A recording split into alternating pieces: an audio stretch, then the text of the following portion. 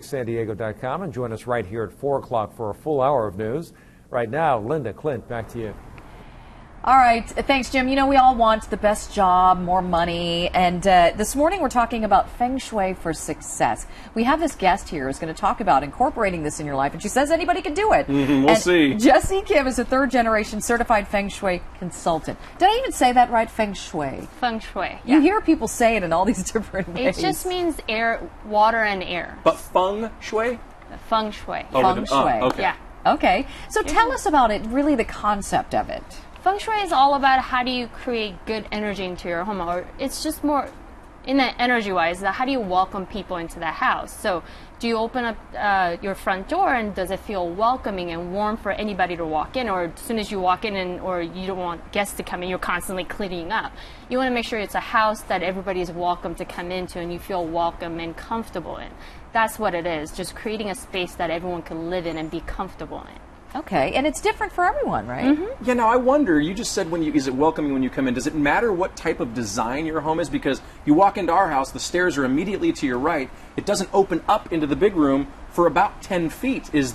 Can you work with that? Yeah, so everybody has a different design. Obviously, Feng Shui cannot be cookie cutter concept. So everybody has a different home. So if you have that narrow corridor to walk in, how do we open that space up? If you have enough space for a mirror, maybe a nice landscape painting or a picture that you took, something that opens up the space for you visually, be it open space or by artwork. You specialize in working with real estate then? You do help people with spaces? Yes, I work with a lot of the home builders and architects and interior designers, so we could start from scratch and make a right home for everyone. And it is different for everyone. You know, you had this thing that you were saying. You don't want to walk into someone's house and what did you say? Feel like a Chinese restaurant exploded in there. Just everyone. I've gotten a few calls before and saying I followed everything online and I painted every room in different color. And I'm like, no, that's not what it says. It's suggested color. That doesn't mean you go around every room going pink here, blue here, green here. You gotta feel for it, right? Yes, you gotta love it. Not just by reading a book or reading what's online. It's your home. You got to make it your space. But you know, it's great that you can feel comfortable in your home, have that feng shui, and make it open for everybody. But this is also, there's another purpose to this, to possibly make more money in your career, correct? Of course, because bringing in good energy means you're being able to recharge at your own home. That means you're able to perform better at your work when you go out to work the next day. So you're performing better at work next day, that means you're more likely to succeed, make more money. So it's all about energy coming back to you. Oh, now how do people get your help? Do they have a consultation with you then? Is that how that works? How does it work? They usually contact me through email, through my website, and they have a question. It's like, how do I, find the mate? Or how do I have children? Or how do I get a new job? I feel stuck. What can I do? Then we go around looking at their house. So we would set up an appointment. I will walk through their home and I will pinpoint all the do's and don'ts of Feng Shui, what works for their style, not necessarily my style.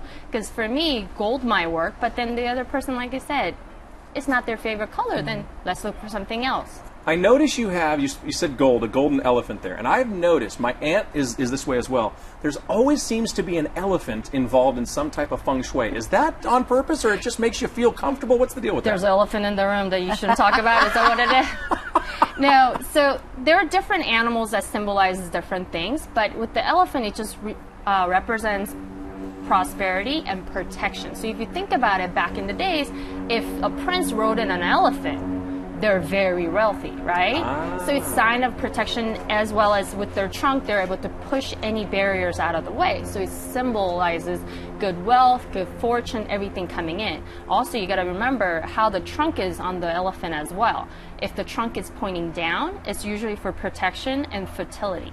So if you're going to have another baby, you might want to put that elephant in the Point that trunk up, get that off the floor. If you push it up, it means you're spraying water out, how the elephant does. That means you're bringing in wealth and spraying wealth. Okay. So that's what you want to have. I think I need an elephant. I need an elephant pointing up. You might want two. So depending on where you put it in your house, you could have it in pairs would be the better. But again, if you're not into elephants, if you're not into that type of design, you can still work with folks in their home, consult them, the whole thing. Yeah. Because feeling good is the whole concept is about making your home a welcoming place for yourself it brings good fortune. Of course. It's your home. It's your charging station. So if you don't feel comfortable in it, then it's not a good space for you. So it has to work for you and your family first. Okay, very good. Thank you so much for coming in. Thank you. All right, Jessie Kim. Hey, get feng shui in your house. We'll be right back.